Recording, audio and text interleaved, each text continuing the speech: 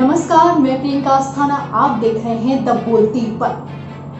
भारत और चीनी border LAC यानी कि लाइन ऑफ एक्चुअल कंट्रोल पर तनातनी लगातार जारी है। भारत अपने 20 जवान खोने के बाद से चीन के खिलाफ लामबंद हो चुका है। अब यह सवाल उठता है कि क्या ऐसे हालातों में भारत और चीन के बीच युद्ध हो सकता है। वैसे एक्सपर्ट की माने तो बीच का रास्ता निकलेगा, लेकिन फिर भी यहाँ जानना जरूरी है कि अगर भारत और चीन में युद्ध होता है तो कैसे हालात बनते हैं और भारत कहाँ स्टैंड करता है। इस रिपोर्ट में हम आपको 4 बुनियादी फैक्टर बताएंगे जो कि किसी भी युद्ध में सबसे अहम होते हैं। इन चारों में सबसे पहले बात करते हैं मैत्रीपूर्ण रिश्ते। यहाँ उन दोस्ताना रिश्तों की बात हो रही है जो कि एक देश दूसरे देश से बनाता है। इस मामले में भारत का पल्ला भारी है, क्योंकि भारत को अमेरिका, ऑस्ट्रेलिया, जापान, फ्रांस समेत कई शक्तिशाली देशों का साथ मिला हुआ है। तो वहीं भारत से युद्ध होने पर चीन का साथ केवल पाकिस्तान और नेपाल दे सकते हैं। डिप्लोमेसी। अब बात करते हैं दूसरे फैक्टर की, यानी कि डिप्लोमेसी की, जिसे हिंदी में कूटनीति कहते हैं। अगर इस नजरिए से देखा जाए तो भी भारत के पक्ष में हालात दिखाई देते हैं, क्योंकि कोरोना के बाद से पूरी दुनिया में एंटी चाइना मूवमेंट चल रहा है। ऐसे में यूएनएससी, ईयू समेत कई ऐसे प्लेटफॉर्म हैं जहां चीन की हालत काफी खराब चल रही है। ऐसे में चीन अंतरराष्ट्रीय स्तर पर भारत का विरोध नहीं कर पाएगा। अर्थव्यवस्था, इकोनॉमी तीसरा फैक्टर है जो कि सबसे अहम रोल प्ले करता है।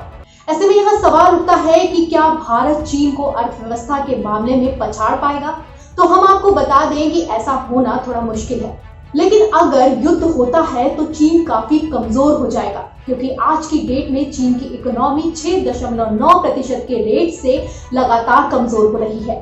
ऐसे में कम्युनिस्ट सोच रखने वाले चीन को अपने ही देश का डोमेस्टिक सपोर्ट भी मिलना मुश्किल है, क्योंकि एक ही पार्टी का निरंकुश राज विद्रोहियों को पैदा करता है। और जहां तक रही ट्रेड वॉर की बात, तो अमेरिका अब तक का चीन को सबसे बड़ा झटका दे चुका है, और तो और हजारों कंपनियों ने भी चीन से अपना व्यापार समेट लिया है। सेना की ताकत।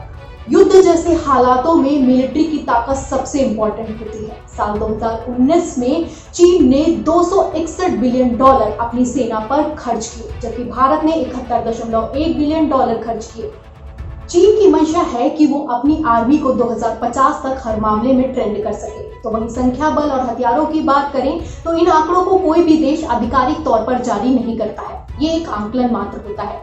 लेकिन यहाँ ये समझना जरूरी है कि चीन हथियारों के मामले में भारत से आगे है, तो वहीं सेना के मामले में ग्लोबल फायर आर्म के मुताबिक चीन के पास 25 लाख संख्या बल की सेना है। इसमें से 8 लाख इरेगुलर है, यानी कि वो सेना जिसे हर 2 साल में बदल दिया जाता है। तो वहीं भारत के पास 14 लाख सक्रिय सैनिक हैं, लेकिन इसमें भी एक पेच है। अगर इन सक्रिय सैनिकों की संख्या में दोनों देश के रिजर्व सैनिकों की संख्या जोड़ दी जाए तो भारत के पास 34 लाख और चीन के पास इनकी संख्या 27 लाख है।